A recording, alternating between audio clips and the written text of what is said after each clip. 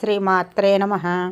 ఈరోజు వీడియో కనుమ రోజున రథం ముగ్గు ఎందుకు వేస్తారు.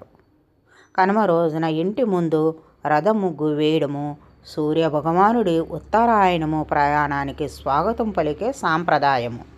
ధర్మశాస్త్రం ప్రకారము సూర్యుడు తన దిశకు మార్చుకొని ప్రయాణించే రథాన్ని మన ఇంటికి ఆహ్వానిస్తున్నట్లుగా ఈ ముగ్గును ఇంటి లోపలికి వస్తున్నట్లుగా వేయాలి. రథం పైభాగం నుండి ఒక గీతను ఇంటి గడప వరకు గీసి సూర్యరశ్మి ద్వారా లభించే ఆరోగ్యము, ఐశ్వర్యము మన ఇంట్లోకి ప్రవేశిస్తున్నాయని భావిస్తారు. ఒక ఇంటి రథం ముగ్గు పక్క ఇంటి ముగ్గుతో కలుపుతూ గొలుసుగట్టుగా వేయడం వల్ల గ్రామంలో ఐక్యతము, సుభిక్షము పెరుగుతాయని నమ్మకము. ఈ రథాన్ని రంగులతోనూ గొబ్బెమ్మలతోని అలంకరించి పూజించడం వల్ల సూర్యుడు అనుగ్రహంతో పనులన్నీ సజావుగా సాగుతాయని నమ్మకము.